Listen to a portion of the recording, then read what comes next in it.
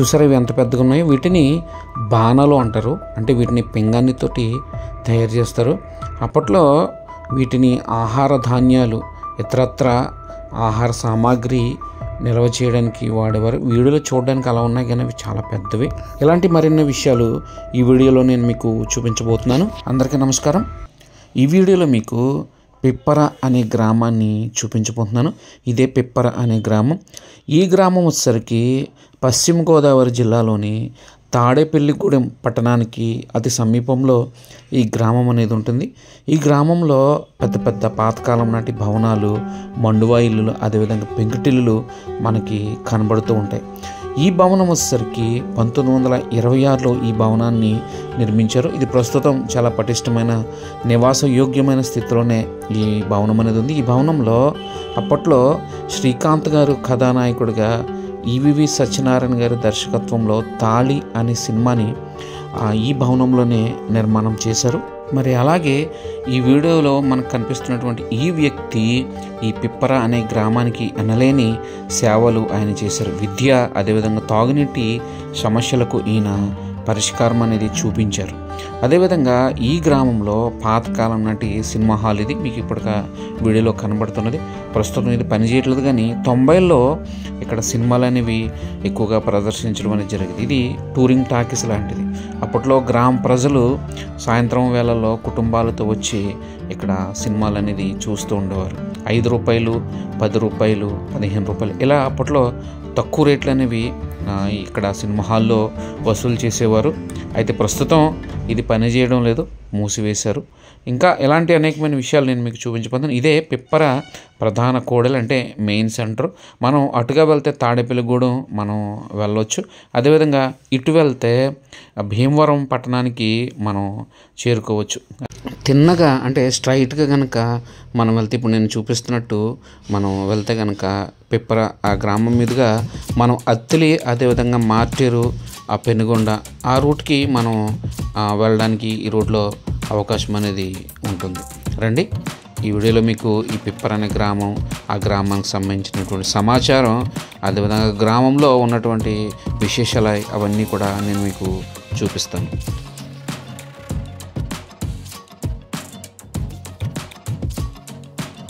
రోడ్డుకు అటుప్రక్కన దుకాణాలు, వాటిలో కూరగాయలు, అదేవిధంగా నిత్యావసర సరుకులు, బట్టల షాపులు, అదేవిధంగా చెప్పుల షాపులు, ఇంకా అనేక రకమైనటువంటి దుకాణాలన్నీ కూడా ఇక్కడ అందుబాటులో ఉంటాయి.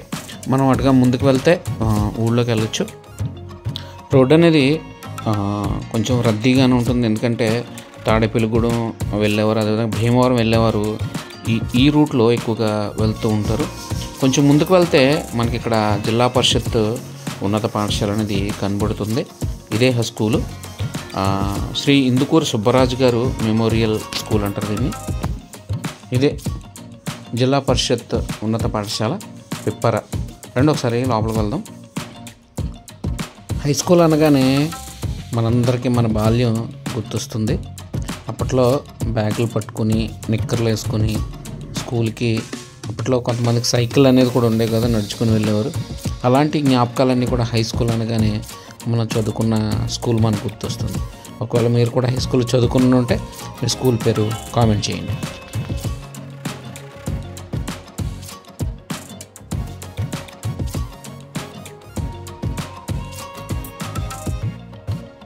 చూడండి, జిల్లా పరిషత్ ఉన్నత పాఠశాల పిప్పర స్థాపితం 1949. అంటే 1949 స్వతంత్రం వచ్చిన 2 సంవత్సరాల తర్వాత ఈ స్కూల్ అనేది ప్రారంభించారు. అప్పుడు నిర్మాణం జరుపుకుంది. ఇక్కడ చూడండి, మనకి కొన్ని పెద్దవారి విగ్రహాలు కనబడుతున్నాయి. డాక్టర్ బిఆర్ అంబేద్కర్ గారు, అదేవిధంగా ఆ తర్వాత మహాత్మా గాంధీ గారు, సర్వేపల్లి రాధాకృష్ణన్ గారి విగ్రహం ఇక్కడ మనకి ఏర్పాటు చేశారు. చూడండి, ఇదంతా స్కూల్ ప్రాంగణం. పైన 2 అంతస్తులు కలిగినటువంటి భవనం.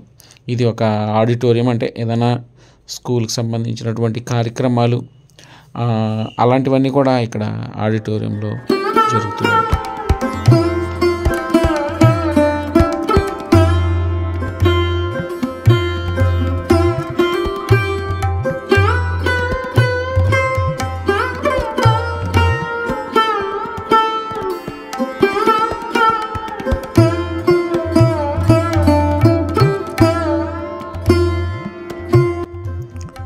చూడండి, ఇక్కడ కొన్ని ఫొటోస్ వేశారు.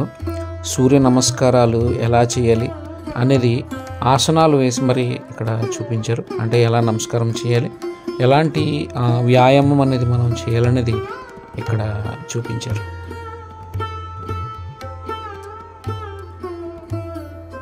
చూడండి, ఇదంతా హై స్కూల్ ప్రాంగణం. మనలో ఎవరైనా సరే మీ యొక్క ముఖ్య స్నేహితుడు అంటే బెస్ట్ ఫ్రెండ్ ఎవరైనా అడిగితే తక్కువని మనం ఎక్కువగా మనం చెప్పేది మన బాల్య స్నేహితులు. అంటే ఎక్కువగా హై స్కూల్లో విద్యాభ్యాసం చేసినటువంటి ఆ సమయంలో ఎవరైతే మన స్నేహితులు అవుతారో వాళ్ళని మనం జీవితంలో ఎక్కువగా గుర్తుపెట్టుకుంటూ ఉంటాం. అంతటి ప్రాధాన్యత సంతరించుకుంటుంది హై స్కూల్ విద్యాభ్యాసం అనేది. హై స్కూల్ విద్యాభ్యాసం మన యొక్క జీవితంలో చాలా అంటే బాగా చదువుకోవాలనే ఆత్రం, అదేవిధంగా బాగా చదువుకునే అవకాశం కూడా ఎక్కువగా ఆ టైంలోనే మనకి దొరుకుతుంది. ఒకవేళ మీరు కూడా హై స్కూల్ విద్యాభ్యాసం చేస్తుంటే మీ స్కూల్ పేరు కామెంట్ చేయండి.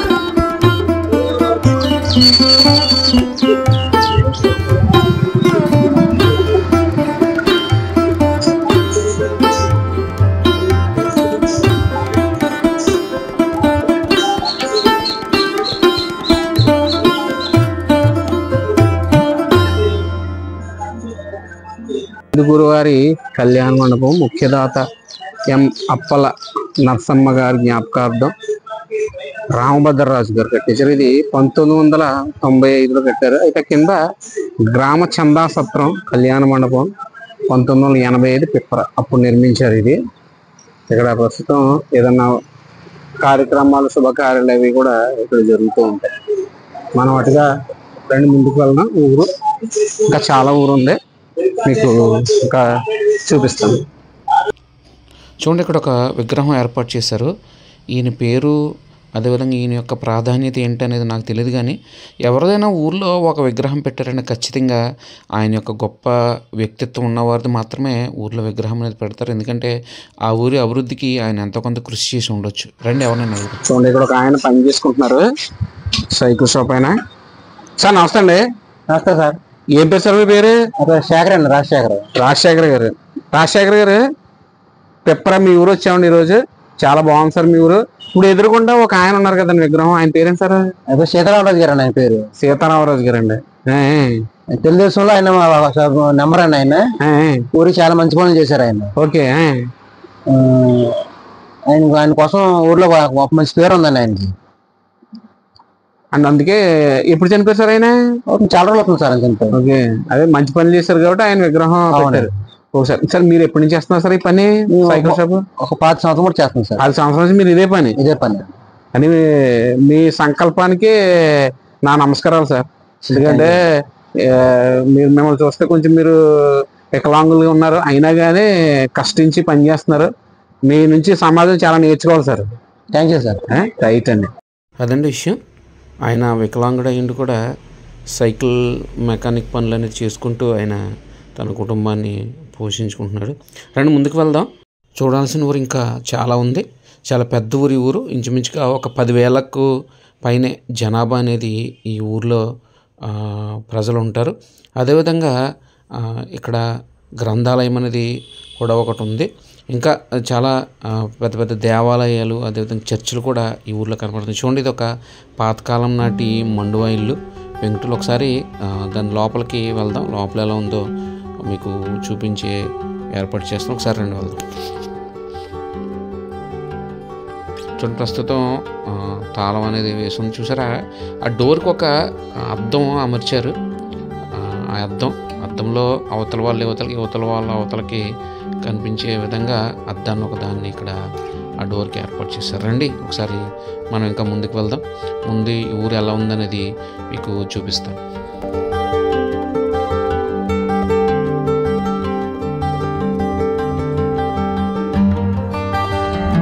ఇది PWS మంచినీటి చెరువు. PWS అంటే పబ్లిక్ వాటర్ స్కీమ్. అంటే ఈ చెరువు నుంచే ఈ గ్రామ ప్రజలకి త్రాగునీటి అనేది సరఫరా చేస్తుంటారు. అక్కడ ఒక అల్లూరి సీతారామరాజు గారి విగ్రహం ఏర్పాటు చేశారు, చూసారా. అదేవిధంగా ఈ చెరువు మధ్యలో శివుని విగ్రహం కూడా ఏర్పాటు చేశారు. చూడండి, చెరువు మధ్యలో ఒక విగ్రహం ఉంది. ఈ చెరువు చుట్టూరు కూడా ఊరు అనేది ఉంటుంది. చెరువు చుట్టూ పెద్ద పెద్ద భవనాలు, అదేవిధంగా పెంకుటిల్లులు అనేవి కూడా ఈ చెరువు చుట్టూరు మనకి కనబడుతూ ఉంటాయి.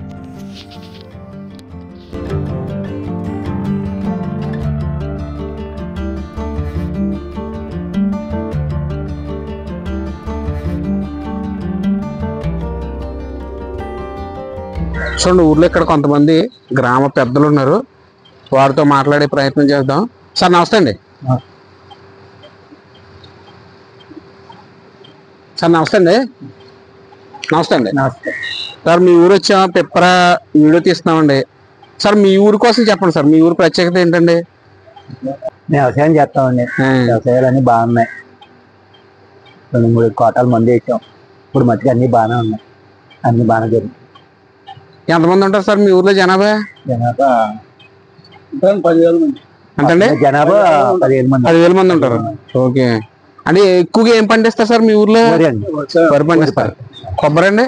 కొబ్బరి తక్కువ ఉంటుంది. కొబ్బరి తక్కువ అండి. రొయ్యల చెరువులు, చేపల చెరువులు అయ్యి కొద్దిగా ఉంటాయి. ఉన్నాయండి. మా ఊళ్ళో అయితే సంవత్సరానికి బట్టి మాల్చమ్మ తీర్థం ఒకటి చేసుకుంటాం పని.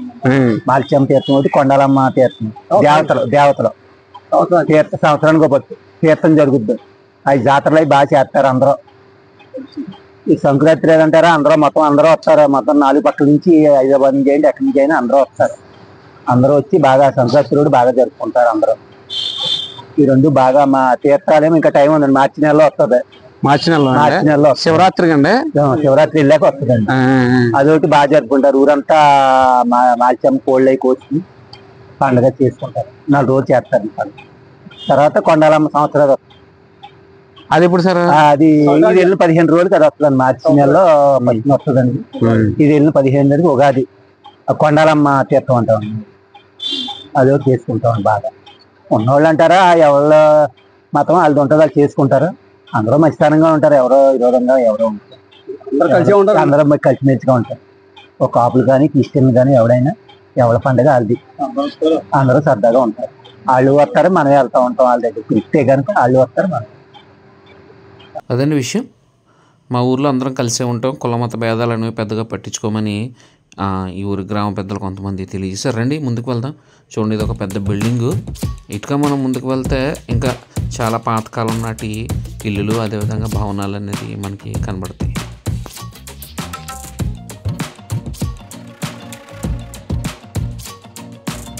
అన్నట్టు మీది కూడా ఇలాంటి పల్లెటూరు అయితే మీ గ్రామం పేరు కామెంట్లో తెలియజేయండి. అదేవిధంగా మీ ఊరి యొక్క విశేషాలు కూడా తెలియజేయండి. వీలు కుదిరితే మీ ఊరిని షూట్ చేసి యూట్యూబ్ ద్వారా ఈ బాహ్య ప్రపంచానికి తెలిపే ప్రయత్నం అనేది నేను చేస్తాను.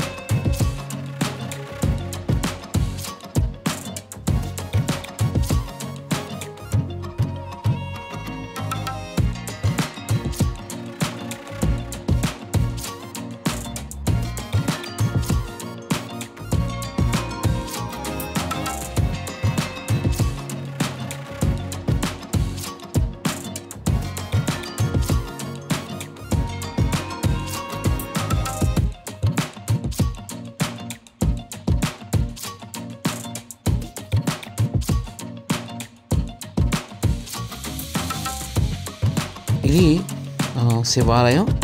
గ్రామంలో ఊరి మధ్యలో ఈ శివాలయం అని ఉంటుంది. ప్రస్తుతం ఈ యొక్క డోర్స్, తలుపులు అనేది మూసేశారు. ఇది ఇక్కడ ప్రతి వారం కూడా పూజలు అనేవి ఇక్కడ చేస్తూ ఉంటారు. చూడండి, ఇది ఒక రచ్చబండ. రావి చెట్టు చుట్టూ రచ్చబండ కట్టారు. మనం అటుగా ముందుకు చూస్తే చూడండి, ఇది ఒక పాతకాలం నాటి పెద్ద భవనము. ఈ భవనం కట్టి ఇంచుమించు ఒక 87 సంవత్సరాలు దాటి ఉంటుంది. ఇంకా ఇలాంటివి ఈ ఊర్లో చాలా మనకి కనబడతాయి.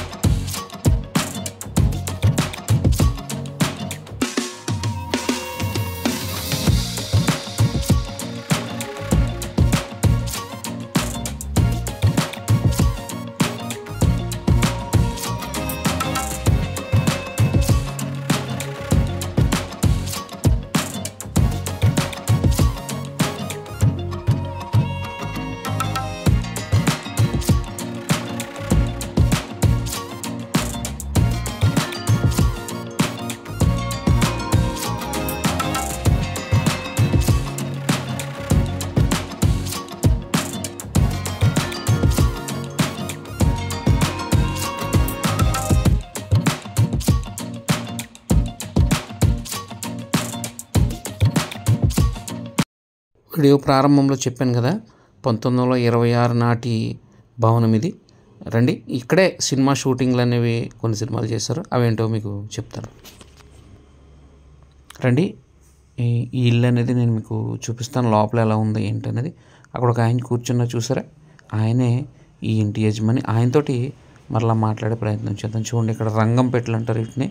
ఇవన్నీ కూడా ఒరిజినల్ టేక్తో తయారు చేశారు. అప్పట్లో వీటి యొక్క నిర్మాణం అనేది చేతులతోటే చేసేవారు. చూడండి, భవనం లోపల పైనంతా కూడా టేకు కలప పైన, దానిపైన స్లాబ్ నిర్మాణం అనేది చేశారు. అప్పట్లో గానుగ సున్నంతో ఇల్లులు అనేది, ఇలాంటి భవనాలు ఎక్కువగా నిర్మించేవారు.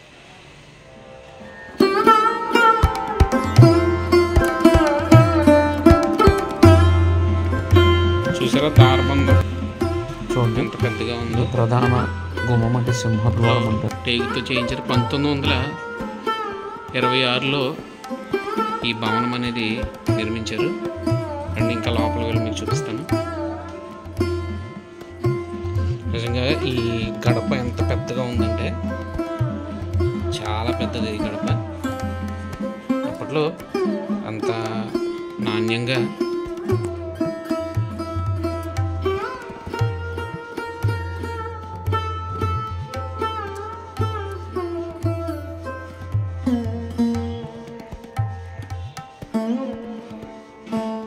పైనంతా కూడా మీకు అది టేకు, ఆ టేకు మీద స్లాబ్ నిర్మాణం చేశారు. చూడండి, ఇది ఎప్పుడో పాతకాలం నాటి ఇంపోర్టెడ్ ఇది, విదేశాల నుంచి ఇక్కడ దిగుమతి చేసుకున్నటువంటి గడియారం ఇది. ఇలాంటి వస్తువులు ఇంకా చాలా ఉంటాయి ఇంట్లో.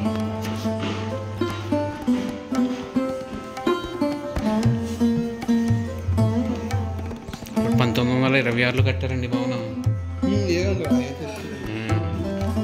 చూడండి, పాతకాలం నాటి బీరువా ఉంది. ఎంత స్ట్రాంగ్ అంటే దీన్ని ఇక్కడి నుంచి కదపాలంటే 10 మంది కావాలి. అంత బరువైనటువంటి పాతకాలం ఇనుప బీరువా ఇది. ఒకసారి తీసుకెళ్ళండి.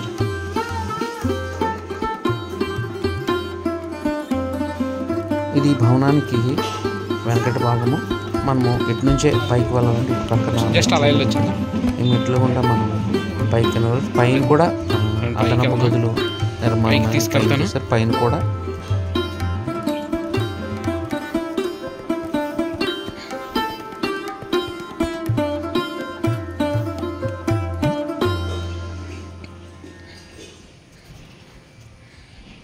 చూడండి, పిప్పర గ్రామం ఇదంతా కూడా. అక్కడ చూసారు పాతకాలం నాటి భవనాలు కనబడుతున్నాయి 2.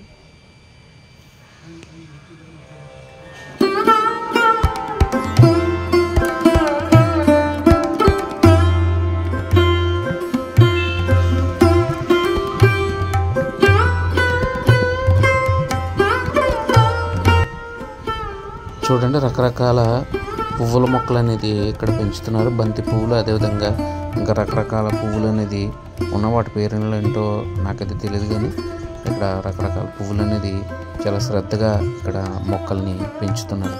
రండి ఒకసారి లోపలికి వెళ్దాం. పైన ఎలా ఉంది మీకు చూపిస్తాను. ఇవన్నీ కూడా టేక్తో తయారు చేసినటువంటి గుమ్మాలు, అదేవిధంగా తలుపులు, కిటికీలు ఇవన్నీ కూడా స్వచ్ఛమైనటువంటి టేక్ తోటి చేసినవి. ఇది పైన వరండా అంటారు. బయట ఇక్కడ నుంచి చూస్తే మీకు ఊరంతా కనబడుతుంది.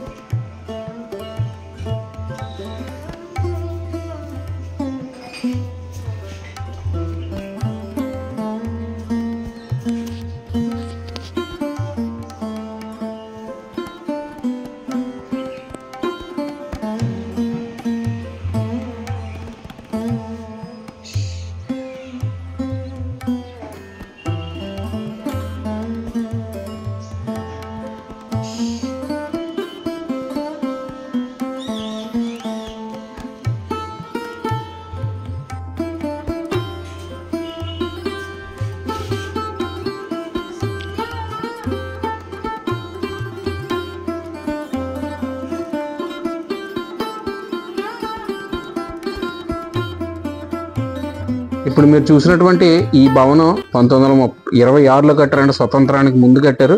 చూడండి, ఇక్కడ ఇందుకూరి రామకృష్ణరాజు గారు ఉన్నారు. ఈయన గతంలో ఉమ్మడి ఆంధ్రప్రదేశ్కి మంత్రివర్యులుగా కూడా పనిచేశారు. ఇప్పుడు ఆయనతో మాట్లాడే ప్రయత్నం మనం చేద్దాం. సార్ నమస్తే అండి, రాజు గారు. నమస్తే సార్ చెప్పండి సార్. మా తండ్రి గారు ఈ మేడ 1926లో కట్టారు. ఆయన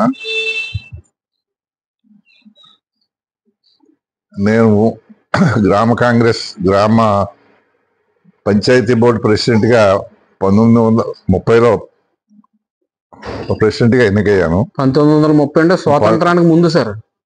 1970లో 1970లో అది 30 సంవత్సరం 1970లో 1970లో ఎన్నికయ్యాను. 1978లో అత్తిలి నియోజకవర్గం నుంచి మన ఇందిరా కాంగ్రెస్ తరఫున ఎమ్మెల్యేగా ఎన్నికయ్యాను. అప్పుడు ఉమ్మడి రాష్ట్రం మర్రి చెన్నారెడ్డి గారు ముఖ్యమంత్రిగా ఎన్నికయ్యారు.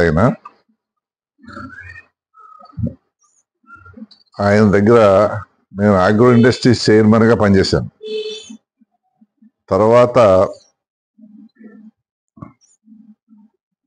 అగ్రికల్చర్ యూనివర్సిటీ మేనేజ్మెంట్ బోర్డులో మెంబర్గా ఉండేవాడిని. తర్వాత భవనం వెంకటరామ్ గారు ముఖ్యమంత్రి అయ్యారు. ఆయన క్యాబినెట్లో నేను టూరిజం, తర్వాత స్పోర్ట్స్, కల్చరల్ అఫైర్స్ పోర్ట్ఫోలియోకి మంత్రిగా ఉండేవాడిని. అంటే క్రీడలు మరియు పర్యాటక శాఖ, క్రీడలు, పర్యాటక శాఖ, సాంస్కృతిక శాఖ, ఈ 3 శాఖలో కూడా మీరు మంత్రిగా పనిచేశారు సార్. పనిచేశాను. మర్రి చెన్నారెడ్డి గారి టైంలో నేను అగ్రికల్చర్ యూనివర్సిటీ మేనేజ్మెంట్ బోర్డులో మెంబర్గా, తర్వాత ఆగ్రో ఇండస్ట్రీస్ చాలా ప్రెస్టీజియస్ గవర్నమెంట్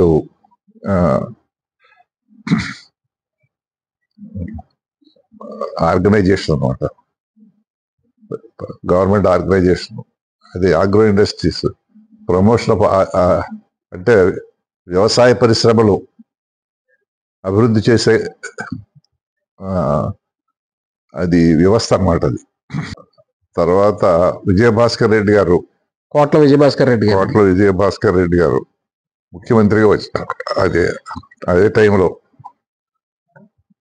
ఆయన క్యాబినెట్ లో నేను ఎక్సైజ్ మంత్రిగా చేశాను. అప్పుడు రాజశేఖర రెడ్డి ఎక్సైజ్ మంత్రిగా ఉంటున్నారు. ఆయన దగ్గర నుంచి ఆ మంత్రిత్వ శాఖ విజయభాస్కర్ రెడ్డి గారు నాకు ఇవ్వటం జరిగింది.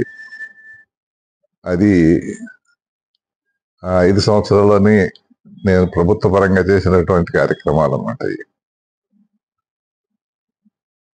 ఇక చాలా ఉన్నాయి చేయాలంటే.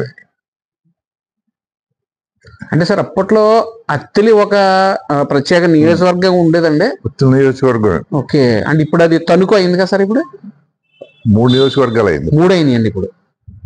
ఇప్పుడు 3 మండలాలు. అత్తిలి మండలం ఏమో తణుకులో కలిసింది, పెనుమంటరేమో ఆచంటలో కలిసింది. ఆచంట, ఓకే ఓకే, పెనుమంట ఆచంటలో కలిసిందండి. తర్వాత ఏమో మాది గణపవరం మండలం, గణపవరం అండి, ఉంగుటూరు నియోజకవర్గంలో కలిసింది.